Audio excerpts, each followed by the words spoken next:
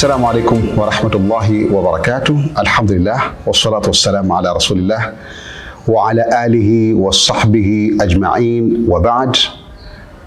Karibuni katika taaliki yetu ya kila wiki, na leo insha Allah taala tutakwenda katika kuangalia swala la rais wa Burkina Faso Ibrahim Traore katika tangazo lake la kupambana na kile anachosema ugaidi, na hii ni baada ya matukio kadhaa. Tukio la kwanza ambalo lilitokea mwezi wa Juni ni kwamba kulipitika kanuni ya kuwataka wanafunzi wote walioko katika nchi za ng'ambo wanaosomea sheria ya Kiislamu katika nchi za Kiislamu ambao ni raia wa Burkina Faso waweze kujifunga na kanuni mpya ya serikali ya Burkina Faso inayowataka kwamba lazima wapate uthibitisho kwanza kwa Wizara ya Elimu, na hili likalazimisha wanafunzi takriban 800,000 warudi katika nchi ya Burkina Faso ili waweze kujifunga na kanuni mpya ya nchi hii inayowataka kwamba watu wajue wanachokisoma ni nini, hasa wanaosoma sheria ya Kiislamu. Sambamba na hili pia Burkina Faso ika host balozi wa dola ya Kizayuni Simon Seroussi katika mikakati yote inayosemwa ni kupambana na jinamizi la ugaidi. Katika kanuni kama hii ya kuwataka Waislamu waweze kujifunga na kanuni mpya ya kuangalia upya wanavyosoma sheria ya Kiislamu na mengineyo kama haya, ni jambo ambalo kihakika lilipata upinzani, na baadhi ya mashekh waliweza kupinga agizo kama hili na kuliona kihakika ni jambo linakwenda kinyume na Uislamu, na jambo hili likapatia mitihani sana mashekhe mbalimbali katika nchi ya Burkina Faso, akiwemo Sheikh Muhammad Ishaq Kindo. Huyu ni mmoja katika mashekhe wakubwa sana wa Masunni, na aliweza kukamatwa baada ya kashifu au ikosoa kanuni ya mpya ambayo ilipitishwa katika nchi hii ya Burkina Faso. Sambamba na hayo, mwisho kabisa Burkina Faso ikatangaza wazi kupitia rais wake huyo Ibrahim Traore kwamba kanuni yoyote au sheria yoyote au mtu yoyote ambaye ataeneza kile kinachoitwa extreme ideas, manake ama extremist ideas, misimamo mikali au radical Islam, basi aelewe vita vishaanza dhidi yake. Taban, haya ni mazungumzo ambayo tumewahi kuyasikia katika serikali nyingi duniani kwa kampeni au kwa hoja kwamba wanapambana na kile kitu kinachoitwa ugaidi, na hili imekuwa ni kama ni global campaign, ni kampeni ya kiulimwengu, na asili ni muhimu kuelewa kwa nini Uislamu kupitia katika kipindi hiki na kushambuliwa na Waislamu na hata wasiokuwa Waislamu, au asili kampeni hii ni ya wasiokuwa Waislamu, mataifa ya kimagharibi, lakini ikapata amplification, maanake waka amplify kampeni hii ikafika mpaka kwa wale ambao wanajifunga kujiona kwamba ni Waislamu, nao pia wanadandia kampeni hii ya kushambulia Uislamu. Ni muhimu kuelewa kwamba wa magharibi tokea ilipoanguka oda ya zamani, ile communism au mfumo wa ujamaa, Marekani kama kinara wa mfumo wa kibepari alitangaza kitu kinachoitwa New World Order, yani kanuni mpya ya dunia. Na kanuni mpya ya dunia ilikuwa ina maana kwamba sasa ulimwengu una shift kutoka mfumo wa communism, sasa unakwenda katika mfumo wa capitalism, yani ubepari. na wa magharibi wakiongozwa na Marekani wakaona kwamba hatari pekee inayosimama dhidi ya New World Order si communism ama socialism, bali ni Uislamu. Wao wanauangalia Uislamu kuwa ndio mfumo ambao una uwezo wa kuongoza dunia, na ukiongoza dunia Uislamu itakuwa maslahi ya wabepari yatakuwa yameanguka. Kwa maana haya, katika miaka hii wakaanza kulaunch swala la mapambano ya kimfumo dhidi ya Uislamu, na juhudi zao nyingi zikaelekezwa kupitia kanuni za kimataifa kupitishwa, na vile vile vikutano mbalimbali ikizungumzwa katika nchi za Kiislamu vile vile, na kuanzishwa kampeni maalum ya swala la ugaidi. Lakini kitu kilichochochea zaidi ni tukio la September 11, ambapo hapa ndipo kanuni rasmi dhidi ya kupambana na Uislamu chini ya kibandiko ugaidi ikashika kasi, na kanuni zikapitishwa. Mataifa mbalimbali yakapitisha kanuni ya kupambana na ugaidi.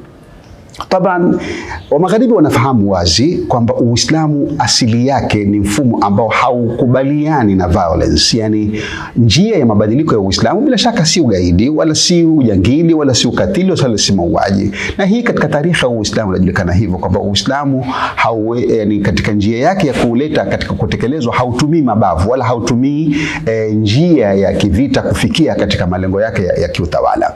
Lakini wa magharibi katika kampeni yao hii ya kupambana na Uislamu dhidi ya kibandiko cha ugaidi wakasifu kwamba kila harakati yoyote hata kama haitumii ugaidi ama vita kama njia ya kufikisha ajenda yake, harakati ile madam inazungumza Uislamu kama ulivyoteremshwa na Mwenyezi Mungu Subhanahu wa Ta'ala na kwa mtume wake Muhammad sallallahu alaihi wasallam, basi harakati ile pia haitosalimika kusifiwa na sifa ya ugaidi. Fadlan kwamba pia karar ama orodha maamuzi ya kusema hii harakati ni kigaidi na hii ni harakati ya msimamo mikali, harakati ni orodha hii special inamilikiwa na Marekani. Kwa hiyo Marekani leo akiamka anaweza akasema harakati fulani ya kigaidi, lakini kesho kutwa anaweza kusema harakati ile si ya kigaidi, kama tulivyoona masuala ya Hizbullah na makundi mengineyo kama haya. Alhasil, hii ni kampeni ambayo inalenga kuamsha kunyamazisha wale Waislamu ambao wana ihsasi ya mabadiliko. Kwa hivyo kampeni hii ya kwanza ikaanza kushambulia Uislamu, kuusifu kwamba ni ugaidi, na sharia zake jumla zikaambiwa ni ugaidi. Hili likawa sasa linaajiriwa watu, mashirika mbalimbali kupambana na Uislamu kwa kile kuambiwa kwamba kuna moderate Muslims, yani Waislamu wenye misimamo kadri. Kwa hivyo ikawa kana kwamba sasa Waislamu wanagawanywa katika misingi ya moderate Muslims, extremist Muslims, radical Muslims na kitu kama hicho. Hizi ni mustalahati ambazo ni musayyas, ni political terminologies ambazo zinalenga kuwagawanya Waislamu ili kuwatoa katika agenda halisi ya kwamba wao wasiwe ni machampion wa Uislamu kwa sura yake kamili ya kimaisha.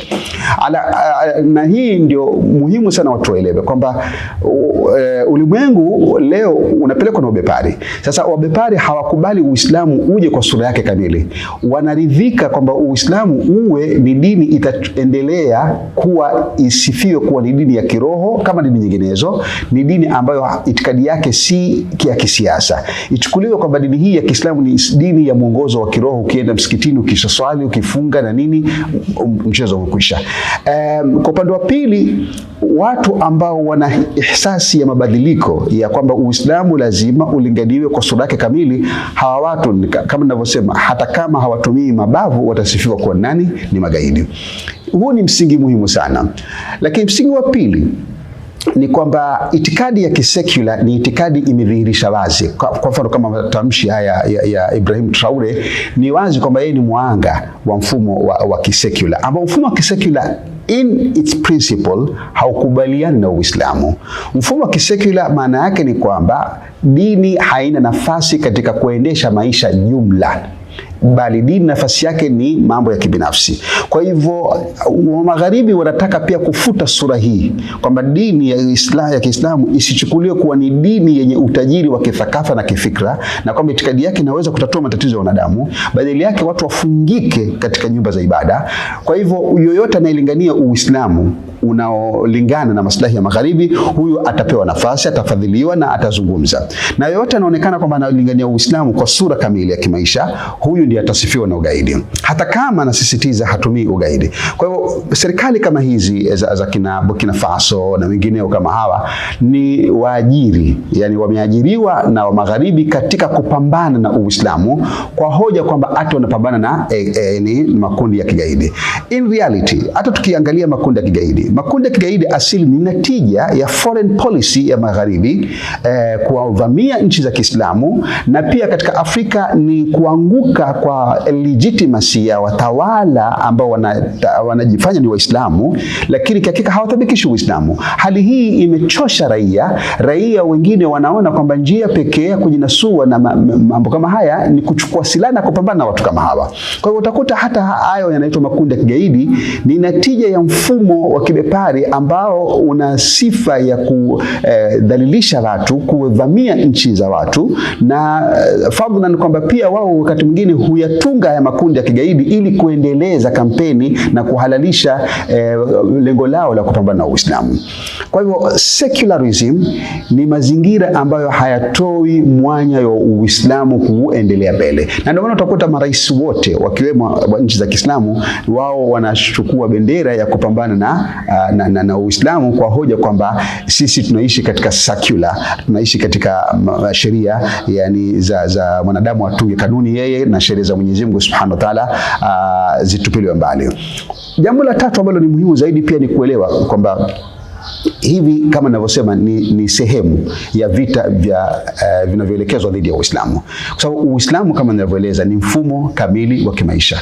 Maana yake una utaratibu wa kijamii, una utaratibu wa kiuchumi na una utaratibu wa kisiasa ambao unahitaji dola ili dola ile iweze kusimamia kwa ujumla maisha ya watu katika vipengele vyote vya kimaisha. Na hali hii ilikuwa katika tarehe miaka 1300 Uislamu uliweza kutawala katika ulimwengu, ukapeleka uchumi, ukapeleka siasa na ukapeleka mambo ya kijamii, na hali hii ikawa inaendelea mpaka wa magharibi wakaangusha Uislamu 1924, mwaka wa 1924 wakaangusha khilafa ambayo ni khilafa Uthmania. Baada hapa sasa wakataka kwamba hisia ya kurudi kwa sheria za Kiislamu, hisia ya kurudi kwa Uislamu kama mfumo kamili wa kimaisha isibakie katika umma wa Kiislamu, na yakafanywa resolution, mijadala ikafanya, mikutano mbalimbali. Kuna mikutano ukajadiliwa kuhusu je, tuzungumzie mwamko wa Waarabu au mwamko wa Uislamu au mwamko wa khilafa. Zikaondoshwa hizi, wa magharibi wakawa wanachochea na kuajiri vyama vikimilikiwa na Waislamu, vyama hivi in reality vikipambana na Uislamu kwa nyuma ya pazia, lakini kwa hoja kwamba tunapambana na yale wanayoitwa ugaidi. Mwisho kabisa, Uislamu ndugu zangu unapitia kipindi kigumu na unashambuliwa na Waislamu na usiokuwa Waislamu, lakini asili kama nilivyosema kwamba kampeni hii inaongozwa na wa magharibi, na rais kama huyu Ibrahim Traore maskini, yeye ni muhanga kama nilivyoeleza. Huku anapambana na Uislamu, lakini huku anachukua adui ambaye anapambana na Uislamu, serikali ya Kizayuni ambayo tarikhi wazi inajulikana, inadhamini ugaidi, inafanya ugaidi, lakini hata siku moja marais hawa wa Kiislamu hawawezi kupambana dhidi ya kayani Yahudi, lakini ati wanapambana na magaidi wanaowaita ambao ni ndugu zao na ni Waislamu. Taban, ikiwa kweli makundi haya ya kigaidi yapo, basi kama kweli kuna nia, kuna utashi wa kupambana na ugaidi, wallahi ulimwengu huu kwanza ungeanza kupambana na dola ya Kizayuni, kwa sababu inafanya ugaidi paruanja na inaungwa mkono na madola ya Marekani, na huu ni ugaidi ukatili wa hali ya juu. Lakini leo watu wanageuziwa kibao. Wale watu ambao wanajitetea, Na sisemi kwamba yani kujitetea lazima utumie silaha ndio ujitetee, lakini huyu ni mwanadamu, ameona kwamba hana nafasi ila isipokuwa amebanwa kila wakati. Yani anaona adui amemvamia, anaona kwamba njia pekee ni kujitetea, na masuala ya kujitetea ni suala la kibinadamu. Kwa hiyo utakuta kinachosemwa kwamba ati kuna pambano na gaidi, hata si kweli. Hawapambani na gaidi, kitu wanachofanya ni kupambana na Uislamu. Na hii ndio kauli ya Allah subhanahu wa ta'ala alivyosema, wala yazaluna yuqatilunakum hatta yaruddukum an dinikum in istata'u, wala hawatoacha kuwapigeni vita mpaka nyinyi murudi katika ukafiri. Kwa maana haya, ikitangazwa suala la sheria, vijana kwamba warudishwe nchini Burkina Faso kwa sababu eti wanasoma sheria, ni hofu iliyowajaa wa magharibi na vibaraka wao kuona kwamba umma wa Kiislamu una hamu na sheria. Umma wa Kiislamu ukisoma sheria unataka kurudisha sheria za Kiislamu ziweze kuongoza ulimwengu. Sasa hofu hii imewatia kiwewe sio magharibi, na hofu hii wanaisambaza mpaka kwa vibaraka wao, mfano kama kina Ibrahim Traore, ili nao wawe ni sehemu ya kampeni ya kurudisha watu katika ukafiri, ili watu waweze kueneza yani ukafiri na waachane na Uislamu. Wala yazaluna yuqatilunakum, wala hawatoacha bali wataendelea kuwapigeni vita hata yaruddukum, mpaka warudishe nyinyi katika ukafiri, kama ilivyokuja katika aya mbalimbali. Na hii ni sehemu ya historia inajirudia.